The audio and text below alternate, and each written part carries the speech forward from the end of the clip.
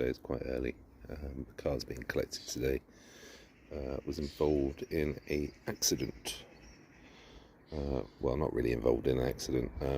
My car was stationary in a supermarket, and some lady backed into the car. As you can see, it's done quite a bit of damage. Considering it wasn't very fast. Yeah, so bent all the sill, hit the car quite hard. Apologies if the sun is just coming up.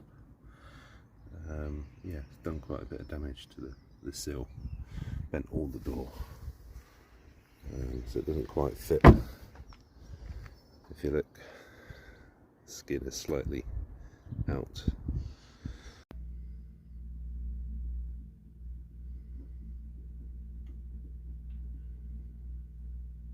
So that's my car going off to the repair shop. The insurance company have given me a top-of-the-line Xc90 whilst the car is repaired. So this is T8 hybrid. The car itself has come from Enterprise. It turned up, it was disgusting. I've had to use disinfectant inside. It was sticky, stinks of smoke, smells like an ashtray. It's a shame, really. Such a nice car. I don't know who's been driving it. As you can see, these are 22-inch alloys. Would have cost quite a lot. They are absolutely ruined. It's a lovely colour. I'm not sure what colour it is. But in comparison to the Xc60, do you know what, for such a big car, it drives very, very similar. So look at the state of those wheels. Yeah, obviously it got a lot of equipment on it compared to my car.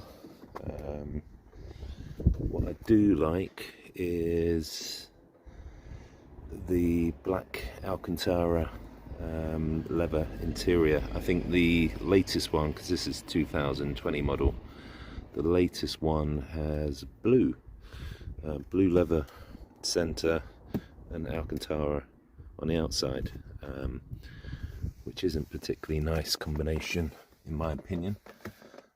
This is a 7-seat car. I've got the furthest 2 seats set back. The boot is absolutely huge. Panoramic roof. In terms of power, I think this is possibly 405 or 450 horsepower. I could be wrong about that. You can see the 2 seats folded down. I don't know how they've let such an expensive car get to this. Get like this. It's in terms of when I got it, everything is stained heavily. I don't know if you can get that. Scratched. There was sweat marks everywhere, as you can see up on the roof. I had to rub down all the leather because there was sweat marks on the headrests. So the company who have rented this out by my insurance won't be getting a very positive review, I'm afraid. But as a car, yeah, beautiful. Obviously, I love my Xc60, but this has just got so much equipment on it compared to mine. And in terms of pace, it does go. It's very, very quick. Fortunately, I don't think I'm getting the full power because apart from delivering the car dirty, it wasn't charged either, so it's got no electric charge. I don't have the facility to charge it myself. I guess I could take it to a charge station, but that might be something just to see if the performance does improve. I think it does recharge itself over time under braking, but I think you'd have to do some serious distance and mileage to get the battery back to full. Anyway, if you've got any comments, particularly about this Xc90, or my Xc60. Hopefully it'll be back in the next few days. I would say this is a step up, even though it's an older car. The door trims are all leather, soft touch plastic.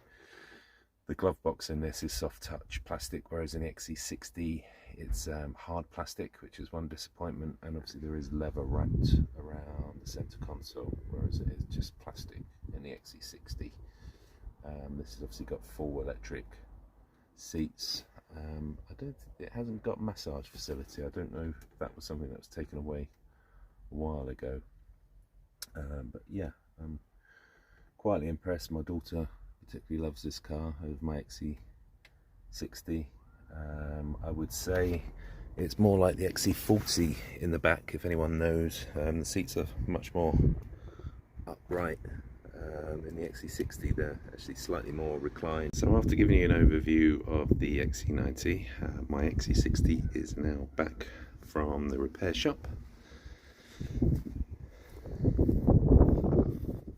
Sorry about it's very bright and warm today. I don't know if you can catch this, but it is completed. Done a good repair.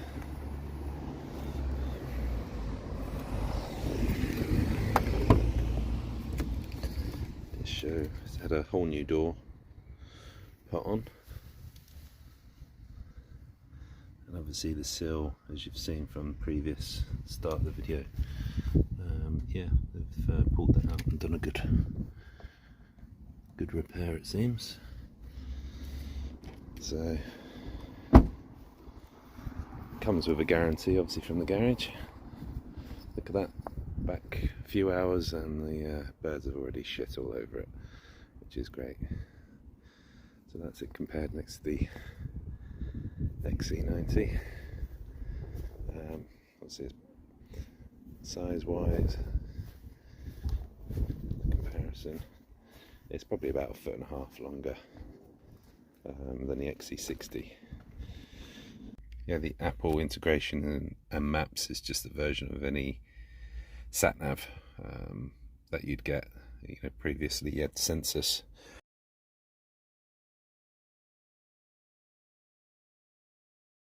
One thing I would say, having driven both cars, the Xc90 has what you'd probably say, you know, the higher level seats in them. Obviously they're all multi-way electric.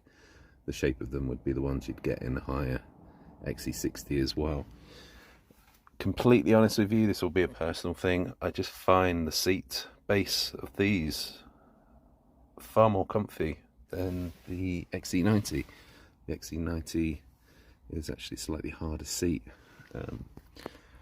So overall, I'm happy with the repair. If anyone's got any questions around both these cars, if I was to pick between the two, it's hard. I think it depends what you're after. If you've got a big family, you know, more than a couple of kids, then obviously the Xc90, but it is a big step up in price. The Xc60 I would probably go for, just with a bigger engine. This is a B5, that's a T8. I don't know, obviously, I've not looked recently. They might be phasing out because obviously they're going electric. I may well have gone for a T8 version of the Xc60, maybe with a sports spec or inscription. I don't know, are they called Ultimate or Plus now? They might be the names. But I think if you go on the website, they may well be phasing them out because they're going towards more the electric, the Xc90 and the EX90 and EX30, which has just been announced. I'm waiting for an EX60 or something. Massive difference in price on those. I don't know if you've checked them out. The EX90 is over £100,000, which what's about $120,000. A lot of money, which is a replacement for the Xc90. Obviously, no Xc90 got near that price I'm aware of. The EX30, which is a much smaller car, I think it may be slightly smaller than the Xc40. That in the UK, it's priced to start around about 31,000. so possibly sort of $38,000, which is quite good for an electric car. It's priced well below its competitors, and I have to check those out. But yeah, that possibly the next thing. Be interested to see how they look compared to these older cars. But if you were to buy a model, I'd probably be inclined to look at maybe not a new car unless you can pick one of these up as last stock. There's obviously areas of the older cars pre-2021, such as this is a big thing, changing the drive mode. This one has got one, and it helps because obviously there's like four or five modes within the car, and to do it on this Google, you have to go into the screen on very small icons, and that would make it very, very frustrating. I don't know, I've not sat in a 2021 Beyond T8. It may well have the drive wheel. Honestly don't know. Anyone obviously can comment on that. Well, if you got any questions, do let me know. Obviously I've not posted for a while. It's difficult to post when there's really not much more I can say about this vehicle. Obviously I've just had it coming up 2 years, and maybe post something after it's had its second service. Obviously I'll see how things go. Okay, thanks very much.